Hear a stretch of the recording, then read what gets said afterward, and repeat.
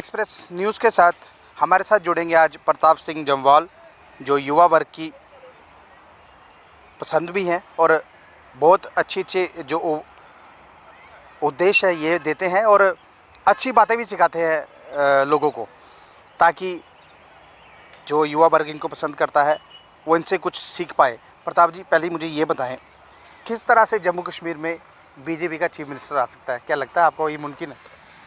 देखिए, हमारा भारत महान, मेरा भारत महान, पूरे हिंदुस्तान में से बीजेपी वाले ही बेईमान, बीजेपी वाले सबसे बड़े बेईमान हैं। मुख्यमंत्री जम्मू कश्मीर में क्या, आर्यभट्टा का जीरो आएगा, जीरो आर्यभट्टा का। इन्होंने चुनाव से पहले, लोकसभा चुनाव हुआ, मोदी साहब 15-15 लाख रुपए आएगा, काला धन वापस आएगा। काला धन आते आते मुझे लगता अभी शायद 100 साल लगेगा, और पर मोदी साहब नहीं रहेंगे तब तक। क्या 100 साल भी कहा, मोदी साहब नहीं तब तक रहेंगे, लेकिन फिर भी शायद भारतीय जनता पार्टी अगर उम्मीद रखती है कि हम सत्ता में आएंगे तो मुझे लगता है 100 साल लग जाएगा।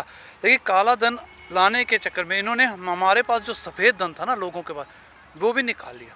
भारतीय जनता पार्टी ने देश को लूट खसूट का केंद्र बना लिया। आज एयरपोर्ट, अंडानी एयरपोर्ट, मिठाई का डब्बा दे के आज मैं हैरान हो गया जनाब, मिठाई के डब्बे पे भी अंबानी स्वीट्स।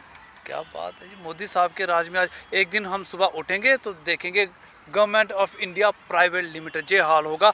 मैं प्लेटफॉर्म बेच दूंगा, रेलवे स्टेशन में बेच दूंगा, एयरपोर्ट में बेच दूंगा, किसानों की मंडियां बेच दूंगा, सौगंध इस मिट्टी की मैं देश नहीं बिकने दूंगा। जनाब, ये कौन सा देश की रखवाली हो रही है? रही बात जम्मू कश्मीर की, जम्मू कश्मीर में इन्होंने कहा डीडीसी चुनाव करवाएंगे। हमने लोगों के ज़मीनी सतह पे चुनाव का है। बैक टू विलेज 1 हुआ, बैक टू विलेज 2 हुआ, बैक टू विलेज 3 में लोगों ने इनका बैक टू विलेज 3 का बायकॉट कर दिया, लेकिन फिर भी इन्होंने डीडीसी का चुनाव करवाया। जम्मू कश्मीर मुझे लगता है पूरे हिंदुस्तान में पहला ऐसे राज्य हो गया जहाँ पे 280 डीसी बन गए जनाब। 280 डीसी कहीं पे नहीं है। और बेचारे जब डीडीसी वाले कहते हैं तहसीलदार साहब हम आपसे मिलने आए, तहसीलदार मैं मीटिंग में हूँ, आप बाहर बैठे बैठने की जगह। प्रताप जी, एक चीज़ है, 280 डीसी कुछ दिन पहले ही स्ट्राइक पर भी बैठे हुए थे। भारतीय जनता पार्टी का राज है, खुले में तो कामकाज है जनाब। ये भारतीय जनता पार्टी का राज, सब कुछ ट्रांसपेरेंट, खुले में कामकाज करो, ये उनकी नीयत है, नीति है। तो मुझे लगता है वही लोग भुगत रहे हैं। पहले लोग कहते थे जब भी वोट देने की बारी, मोदी साहब, मोदी साहब, हमारे कर फुलके गुन्ने देने जी, मोदी साहब ने, रोजगार को न देना जी, मोदी साहब ने। जम्मू कश्मीर में क्या हुआ, ना राज्य मिला ना रोजगार मिला, हर गली पर नारे लगाता एक बेरोजगार मिला। आज हर गली पे देखो आप सिर्फ नारे लगाता बेरोजगार मिला भारतीय जनता पार्टी के राज में। तभी तो मैं बार बार कहता हूँ, भारतीय जनता पार्टी तेरी सोचते लख लांत ठोक के। इन पे लख लांत इसलिए, इन्होंने किसानों को आज सड़कों पे बिठा। जो किसान खेत में होता था, जो किसान हल चलाता था, जो किसान देश की अर्थव्यवस्था को संभालता था, आज वो किसान सड़क पे बैठा हुआ है। जो जीडीपी अब माइनस में जा रही है। अब शायद पुंजा का सीना पुंजा तक लेके जाएंगे, मुझे लगता है ये होगा। और भारतीय जनता पार्टी की जो केंद्र में सरकार है, इस केंद्र सरकार के गुलशन जी सिर्फ 2 ही संतान हैं। एक संतान अर्थव्यवस्था जो सोई हुई है, वहाँ एमएलए खरीदने का काम चल रहा है। तो अगर पेट्रोल अगर इंटरनेशनल मार्केट में सस्ता, अगर उसको सस्ता कर दिया जाए तो एमएलए की खरीद फरोख्त कहाँ से होगी? अब बंगाल में चुनाव है तो जो चापर हैं, जो बड़ी बड़ी होर्डिंग्स है, शंभू अधिकारी ममता बनर्जी का खरीद के इन्होंने अपने पेले में लाया। मिथुन चक्रवर्ती, सबसे हैरानगी की बात, मैं संन्यास ले रहा हूँ, ममता बनर्जी ने उनको राज्यसभा मेंबर बनाया, चिटफंड घोटाले में उनका नाम आया, फिर भी उन्होंने कहा कि मैं राजनीति से संन्यास ले रहा हूँ। लेकिन आज वही मिथुन चक्रवर्ती भारतीय जनता पार्टी के लिए प्रचार कर रहे हैं। तो जनाब, ये प्रचार जो हो रहा है, जो सीधे दरवाजे से नहीं, जहाँ पे कुबेर देवता और लक्ष्मी माता जी पिछले दरवाजे से घर प्रवेश कर रही हैं। मिथुन चक्रवर्ती का एक बयान भी बड़ा वायरल हो रहा है, वो कोबरा वाला, मैं कोबरा हूँ, मैं खा जाऊँगा। जनाब, ममता बनर्जी भी सपेरन है, वो भी आपको डब्बे में बंद कर लेगी। चुनाव हो जाएगा, देख लेंगे। जम्मू कश्मीर में तो रविंद्र राणा जी कहते हैं हम तो मुख्यमंत्री बना लेंगे। तो आपको क्या लगता है जहां मुख्यमंत्री बन जाएगा? भारतीय जनता पार्टी के पास अपनी इज्जत बचाने के लिए भी जहां पे जगह नहीं मिलेगी। और सबसे बड़ी बात है गुलशन जी, सबसे बड़ी बात है, इन्होंने जम्मू कश्मीर के लोगों के साथ धोखा किया। श्यामा प्रसाद मुखर्जी जिनको ये आदर्श मानते हैं, अपना मान सम्मान मानते हैं, उन्होंने कभी भी नहीं कहा था कि मैं जम्मू कश्मीर का राज्य का दर्जा तोड़ूंगा। इन्होंने श्यामा प्रसाद मुखर्जी की आत्मा को भी आहत किया है। इन्होंने जम्मू कश्मीर का राज्य का दर्जा छीना है। आज जम्मू कश्मीर जूटी नहीं, जम्मू कश्मीर यूपी बन के रह गया, जहाँ पर फिरौतियाँ, डकैतियाँ, मर्डर, आप देखिए आए दिन हो रहे हैं, ये जम्मू कश्मीर को यूपी बनाने का काम कर रहे हैं। प्रताप जी, मैं एक चीज़ और पूछना चाहूँगा आपसे कि जिस तरह से जम्मू कश्मीर में आज अल्कोहल के जो है शराब खाने, यानी कि जो हम शॉप्स बोल सकते थे शराब की, उसको कहने 31 तक जो था उसको टाइम दे दिया गया। ये कौन लोग हैं? थे तो हमारे ही लोग जो पहले काम करते थे, क्यों उनका निजीकरण करके ये बदला जा रहा है? 31 तक क्यों टाइम दिया गया? कौन सा ये ऑर्डर आ गया केंद्र सरकार का? देखिए, जिस तरह से इन्होंने ठेकों को प्राइवेट करने का काम किया, मुझे ये बताइए, भारतीय जनता पार्टी सबसे बड़ी कहते हैं अपने आप को हिंदुओं की पार्टी, और जम्मू कश्मीर में के शराब का जो कारोबार था, जो वाइन शॉप्स थी, वो 90 से 95% थी ही हिंदुओं के पास। इसका मतलब ये भी हिंदू विरोधी होगी ना। इस बात को भी जोड़ दी इन्होंने, कहा वाइन शॉप का हम जो ठेके पे टेंडरिंग करेंगे उसमें आम लोग पार्टिसिपेट करेंगे, बेरोजगारों को रोजगार मिलेगा। राजस्थान में एक ठेके की बिड 510 करोड़ रुपया की। अब मुझे बताइए, मैं भी बेरोजगार, आप भी बेरोजगार, 500 करोड़ रुपया तो भाई साहब हमारे पास नहीं है। लेकिन इन्होंने उसमें भी एक पेच फंसा के रख दिया। पहले तो ये बैंक को प्राइवेट कर रहे हैं, बैंकों का प्राइवेट निजीकरण चल रहा है, लेकिन इन्होंने दूसरी तरफ ये कह दिया कि वहाँ पे सिर्फ आप 5 पे ही अप्लाई कर सकते हैं, जहाँ से आप 5 बिड्डे लगा सकते हैं, मिलेगा आपको 1। उसके लिए भी आपको बैंक को पूरा डाटा प्रॉपर्टी का देना पड़ेगा, ताकि आप कल को ये पैसा मुहैया करवा भी सकते हैं या नहीं। कहने का मतलब ये, आपके पास जो थोड़ी बहुत ही प्रॉपर्टी है, आप पहले तो उसका भी टैक्स दीजिए। इन्होंने अपनी इलेक्शंस के एमएलए खरीदने के लिए और अपने जो बड़े बड़े स्कॉट लेके घूमने के, उसका बंदोबस्त करें, उसके पेट्रोल का बंदोबस्त करें, और जेबें हम लोगों की काट रहे हैं। और जो वाइन शॉप का जो बिजनेस है प्राइवेट करे, इसे किसी को फ़ायदा होने वाला नहीं। इन्होंने कहा जिसके पास डोमिसाइल होगा। भाई साहब, जम्मू कश्मीर में आपने डोमिसाइल जब लाया, आपने ये कहा कि डोमिसाइल जो है 15 साल पीछे से इम्प्लीमेंट है। बड़े सारे ब्यूरोक्रेट ऐसे थे, बड़े सारे भारतीय जनता पार्टी के एजेंट ऐसे थे जिन्होंने वो डोमिसाइल लिए हैं, तो क्या वो वाइन शॉप के बिजनेस में पार्टिसिपेट नहीं करेंगे? आपने टोल की बात की, कितने टोल हैं जो आज एक बेरोजगार ने लिए हुए हैं? कितने टोल हैं जो एक पढ़ा लिखा नौजवान चला रहा है? किसी के पास नहीं। ये भारतीय जनता पार्टी के जो एजेंट है, जो उनके स्पॉन्सर्स हैं, ये वाइन शॉप भी उन्हीं को जाएंगे, और हम लोगों को, जम्मू कश्मीर के लोगों को सिर्फ लूटना है, घसीटना है, उनको प्रताड़ित करना है। जैसे हिटलर कहता है कि लोगों को इतना प्रताड़ित करो वो जीने को विकास समझे, वो ही मोदी साहब कह रहे हैं कि भारतीय जनता पार्टी के कार्यकर्ताओं, लीडरों, जम्मू कश्मीर के लोगों को इतना प्रताड़ित करो वो जीने को ही विकास समझे। मतलब प्रताड़ित करने के बाद में एक स्टेटहुड का दर्जा वापस दो और इलेक्शन कराओ और वोट ले जाओ।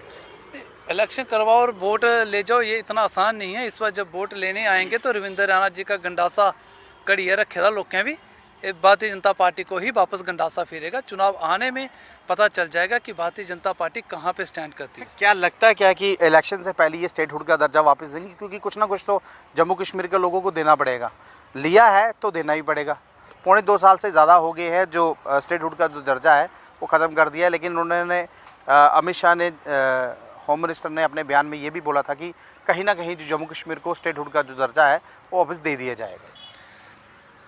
जनाब, कल दाढ़ी बड़ी बदी ना, तभी कहते तेरी बड़ी हुई दाढ़ी के सदके 1000 होंगे, कुछ भूखे नंगे और बेरोजगार होंगे। यहाँ पे सिर्फ 2 ही चीज़ें होंगी, भूखे नंगे और बेरोजगार मिलेंगे। रही बात भारतीय जनता पार्टी स्टेटहुड का दर्जा वापस देगी, भारतीय जनता पार्टी ने आज तक दिया क्या जनाब? ये कहो कि भारतीय जनता पार्टी और क्या लेगी? जीएसटी लगाया, लोगों से जो रखा था वो सब ले लिया, नोटबंदी की जो जोड़ा जिम्बा था वो भी लेके, उसके बाद इन्होंने स्टेटहुड तोड़ी, डोमिसाइल दिए। जो बाहर के आए लोग थे, जो जम्मू कश्मीर का ABC कल्चर संस्कृति जानते ही नहीं थे, उनको डोमिसाइल दे दिए। तो भारतीय जनता पार्टी देने का काम नहीं करी, हमसे लेने का काम। ये कहो कि स्टेटहुड के बाद भारतीय जनता पार्टी और क्या लगी? मुझे लगता है शायद भारतीय जनता पार्टी आने वाले दिनों में हम लोगों का, जम्मू कश्मीर का खून भी लेके बेच देगी। शायद ये खून लेने का भी काम जल्दी शुरू मतलब जी एक चीज़ और पूछूंगा, CISF BSF के जो बच्चे थे अपना टेस्ट क्लियर करके, मेडिकल क्लियर करके आए थे, कहीं ना कहीं उनको भी जो है पिछले 45 दिन से ज़्यादा का वक्त हो गया, वो भी आज बीजेपी ऑफिस के बाहर जो है वो धरने पे बैठे हुए हैं। क्या लगता है कि ये जो युवा वर्ग है इनको गलत तरीके से यहाँ पे बिठाया जा रहा है या जॉब्स दे देनी चाहिए थी? क्योंकि इन्होंने एक आश्वासन दिया था जितेंद्र सिंह जी ने कि जो जॉब फैसिलिटी है वो आपको दी जाएगी, कहीं ना कहीं जो रिक्रूटमेंट है उसको बढ़ा दिया जाएगा, और बढ़ाने के बजाय वो पिछले 45 दिन से उनके ऑफिस के बाहर बैठे हुए हैं। देखिए, सबसे पहली बात तो इस बार एक सच्चाई तो सामने आई कि रविंद्र रैना जी की जो चिट्ठी थी, पहली बार चिट्ठी पहुंची और रविंद्र रैना जी ने ये आकर कहा कि मैंने मदद की बात की थी, इनसे कोई वादा नहीं किया था। और पहली टोल की चिट्ठी तो आज तक उनकी नितिन गडकरी तक पहुंची नहीं, ये पहली चिट्ठी है। बड़ी मुबारक की बात है, रविंद्र रैना जी पहली बार सच बोला उन्होंने, ताकि उनकी चिट्ठी पहुंच गई। लेकिन उन्होंने कहा कि मैं मदद की बात की। मुझे बताइए, आप सत्ता में हैं, आप रूलिंग पार्टी में हैं, बच्चे मांग क्या रहे हैं? सिर्फ ये कह रहे हैं कि हमें रोजगार दे दीजिए।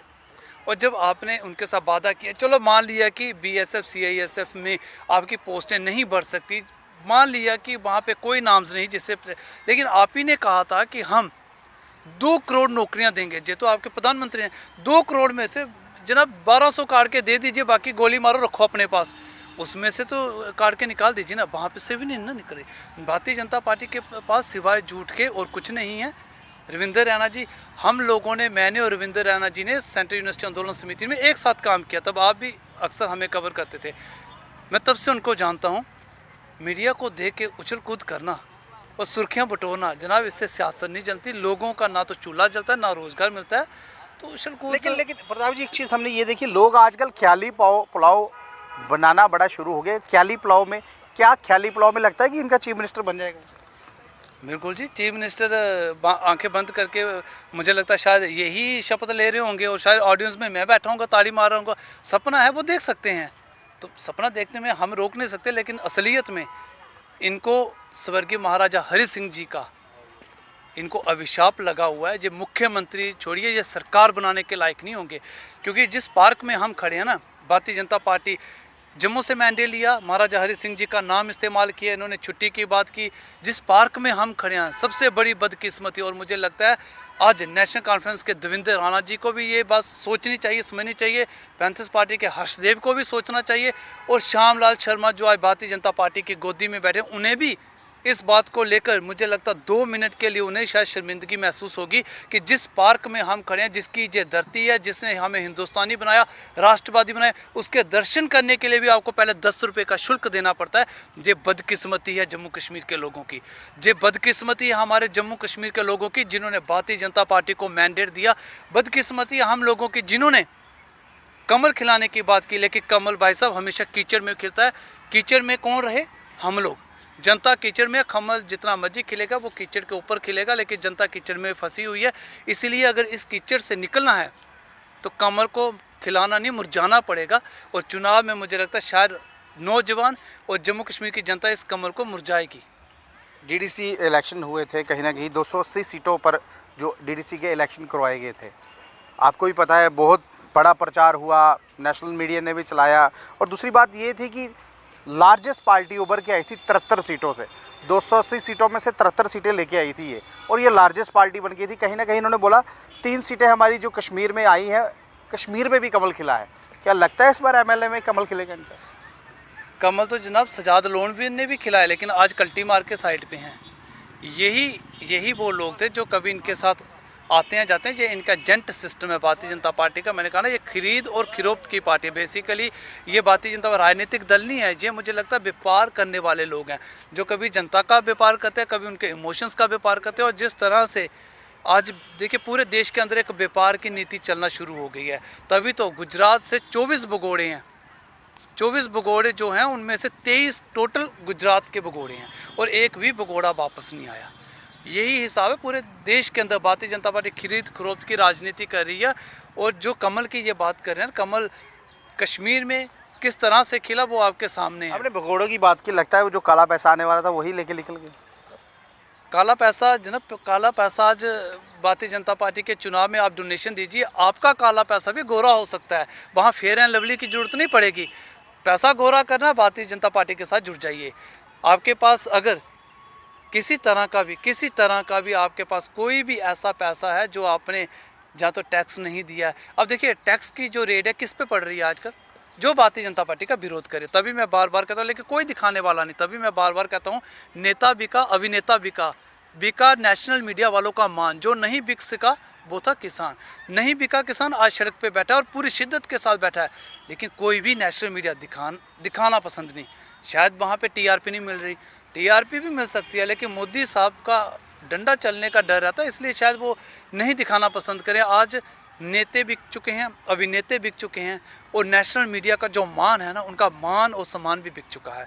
और इसलिए वो आम लोगों की जो समस्या है उसको कोई उजागर करने वाला नहीं। जम्मू कश्मीर के अंदर ही आप देख लीजिए, जम्मू कश्मीर में आज डेली बेजर सड़कों पे है। और सबसे बड़ी बात है, जिस भारतीय जनता पार्टी अपने आप को देश हितैषी बा रही है, जो ये कह रही है हमने अर्थव्यवस्था को संभाला, यही डेली बेजस नंगे होकर प्रदर्शन किया, इनको तो तब भी शर्म नहीं आई। CIS और BSF वाले जो बच्चे हैं वो आज इनके दफ्तर के बाहर बैठे हुए हैं, लेकिन कोई भी इनके सुध लेने वाला। और रविंद्र रैना जी कहते हैं जनाब असें इंदे खाने का बंदोबस्त किया है, इंदे रोने का बंदोबस्त किया। कहने का मतलब है खाने रहने का बंदोबस्त करोगे, लेकिन असलियत जो है वो आप बंदोबस्त नहीं करोगे। क्यों? क्योंकि आपको वहाँ पे TRP लेनी, इनके पास जाना है, बोलना है मैं बैठे था ना, चिंता नहीं करनी। भाई साहब हम बैठो नहीं, खड़ो ही आओ, सारे चिंता लगी रही। ये थे हमारे साथ जुड़े हुए प्रताप सिंह जम्वाल जी। आपने इनकी बातें भी सुनी और ये भी देखा कि नॉलेज बहुत ज़्यादा है और अटैक भी करते हैं दूसरी पार्टियों पर। क्यों करना भी बहुत ज़रूरी है, क्योंकि ये युवा वर्ग की पसंद भी है। अब आने वाला वक्त ही बताएगा कि बीजेपी अपना चीफ मिनिस्टर ला सकती है कि नहीं ला सकती है, क्या जनता उनको पसंद करेगी कि या नहीं करेगी, ये तो वक्त ही बताएगा। बाकी आगे